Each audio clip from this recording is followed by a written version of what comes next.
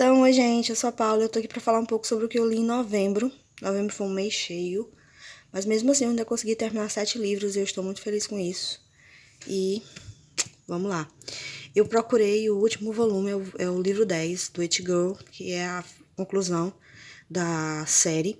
Como não vai lançar aqui no Brasil, eu resolvi procurar mesmo. Procurei, você vai procurando. Se você quiser ler em inglês, você vai conseguir pelo... Se você quiser, realmente você vai encontrar, mas ele é bem complicadinho de achar. Eu gostei do jeito que ela fechou a história dela, dos personagens, achei uma mudança muito drástica em alguns, mas eu gostei basicamente de como ela fechou a história. Eu acho que eu leria mais 10, porque ela contou um ano, né, da vida desses personagens.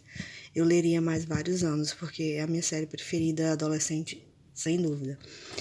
De livro físico, eu terminei tudo que nunca contei da Celeste Ng. Eu ainda não consegui decidir se eu gosto mais desse ou do Pequenos Incêndios por Toda Parte. Eu amo os dois, mas esse aqui foi bem forte, me pegou muito, muito. E o livro já começa você sabendo que a Lídia morreu. Ela foi encontrada, né, no meio do lago. E ninguém sabe se ela se matou, se ela foi levada até lá. Você não sabe como foi que aconteceu esse incidente. E o livro é essa família, né, porque ela tinha os pais e mais 2 irmãos, como é que esse pessoal vai superar essa morte. E também no decorrer você vai encontrando a perspectiva dela sobre as coisas. E como, mais aqui pro final ela diz, né, como é difícil você ter que assumir a segunda chance dos seus pais, e como também é difícil quando você é amada demais. Então, nossa, o livro é muito bom. Muito bom, assim, muito bom. Muito bom, só digo isso, leiam. E não é um suspense policial, ele é mais uma coisa mais... um drama familiar, ele vai falar mais sobre a família, falar sobre as perspectivas que a gente coloca nos outros, né, as expectativas, na verdade, como a gente tenta usar, muitos pais tentam usar os filhos como uma segunda chance. Então, como eu não tenho filhos, eu li pela perspectiva de filha, né, como o que eu não consegui alcançar em relação aos meus pais, mas é um ensinamento. Eu gostei muito desse livro. Li também Lua de Larvas, e eu amei esse livro. Tinha uma aluna que ficava me perturbando muito, a Laila ficou me perturbando muito para ler esse livro, e finalmente eu li, e me apaixonei, e li esse livro muito rápido, logo no comecinho do mês. Ele vai contar a história de um menino, que ele sempre fala sobre si mesmo na terceira pessoa, e ele se considera muito burro, mas ao mesmo tempo ele tem a memória muito boa.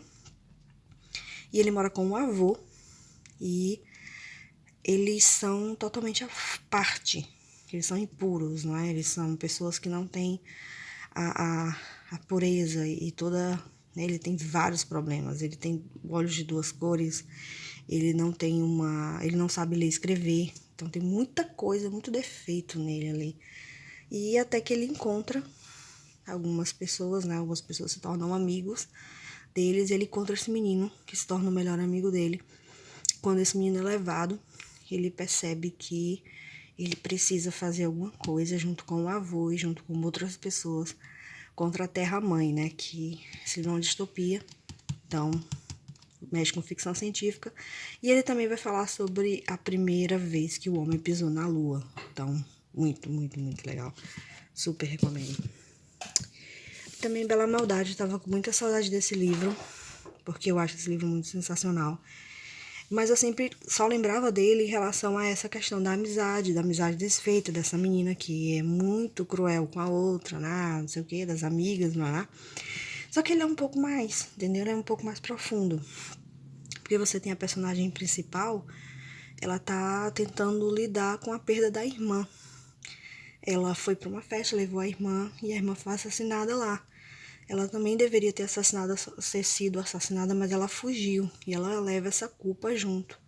Se ela tivesse ficado, como é que ela teria, o que ela poderia ter feito se ela não tivesse fugido. Então, vai além dessa questão dessas 2 amigas e desse blá blá blá de 2 meninas e eu sou melhor do que você. É mais também a questão de você viver com as consequências das coisas que você faz. Muito bom, super vale a pena. Não é tão bobinho quanto as pessoas pensam, não. Terminei O Prisioneiro de Azkaban. É o último Harry Potter que eu vou ler esse ano.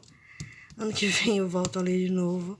E eu nem sei se eu deveria ter lido, porque assim, eu tenho assistido muito os filmes do Harry. Eu assisto muitas vezes os filmes de Harry Potter. E eu gostava muito do filme do Prisioneiro de Azkaban. Só que eu terminei de assistir de ler o livro, fui diretamente assistir o filme. Que decepção, gente. A gente percebe, porque a gente aprende, né? Eu já aprendi isso desde O Senhor dos Anéis, que são mídias diferentes, não dá pra você contar um livro num filme. Mas eles cortaram demais, tiraram muita coisa, nossa, demais. E também li Quem Era Ela, do J.P. Delany, isso é um pseudônimo. Eu gostaria muito de saber quem é, para poder comprar mais livros dele, porque o cara escreve muito bem. E ele, né, não se engane com essa capa horrível, nem com esses livros da Intrínseca, que são com essas folhinhas bem... com muitas palavras, né? Uma folha enorme, com muitas palavras, porque a história é bem legal. Ela é contada no antes e no depois. O antes é a Emma. A Emma sofreu um assalto na casa dela e ela resolveu que eles tinham que se mudar para uma casa mais segura. Então ela encontrou essa casa que é cheia de frescurinha, cheia de regra, mas ela queria se reinventar, querendo, né? Escolheu ficar na casa. E o agora, que é a Jane. A Jane perdeu uma filha, a filha nasceu morta.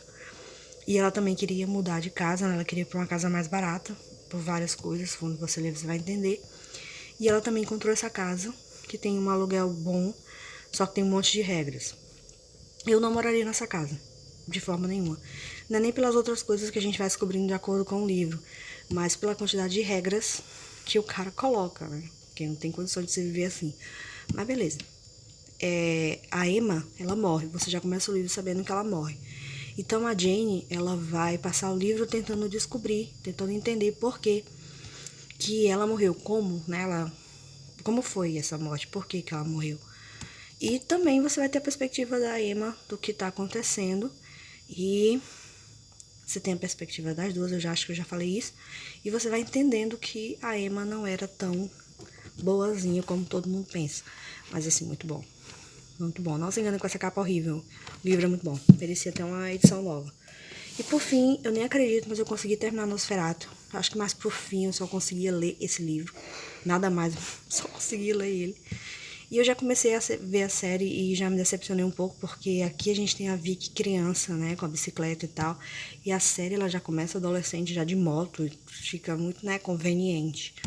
Porque aqui você tem uma Vicky que vai trabalhar muito pra chegar lá na moto. Ah, beleza. No começo desse livro eu não gostei tanto. Eu acho que é porque eu impliquei muito com a personagem principal. Eu não gostei da Vitória, da personagem. Eu não fui com a cara dela. Mas com o passar do livro você vai entendendo a vida dela. Você vai entendendo como é que ela chegou naquele ponto. Então, vale a pena. E é o livro que mais se aproxima, eu acho, da escrita do pai dele. Ele cita muitas coisas aqui do pai dele também, das histórias. Então, muito parecido, tem muita coisa parecida aqui com as histórias do King.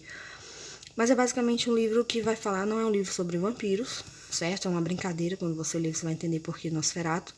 Mas você tem pessoas que utilizam determinadas coisas como pontes para outras coisas. Por exemplo, o Charles Mansk, ele usa o carro, né, para ir para a Terra do Natal, que é uma terra que vive na imaginação dele, mas para ele chegar lá ele precisa de uma criança para alimentar o carro. Você tem a Vitória, que ela usa uma ponte para achar coisas perdidas.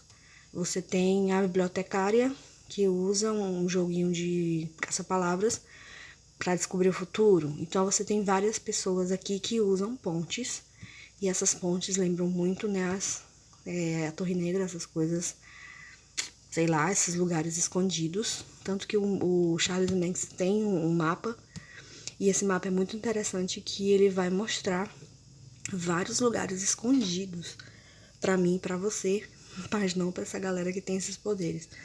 Muito bom, gente, muito bom. E eu achei muito legal também que na série eles usam esses desenhos que tem aqui, ó, para fazer meio que quebra de perspectiva, para continuação de história. O livro ele tem muitos desenhos, ele tem muitas imagens e é muito legal. Tipo aqui, ó. E basicamente o mundo do Natal A Terra do Natal surgiu quando o Manx perdeu as filhas, mas ele não poderia realmente perdê-las, né? E ele vai contar toda essa história. É um livro extremamente pesado também, tem umas cenas bem pesadas, porque é um negócio bem violento, mas eu gostei. Eu acho que é um dos melhores livros do Joe Hill. Eu amo esse autor, tipo, não tem coisa que esse cara escreva que eu não goste. Então, é meio difícil de falar, mas fica aqui a dica. Eu vou continuar assistindo a série.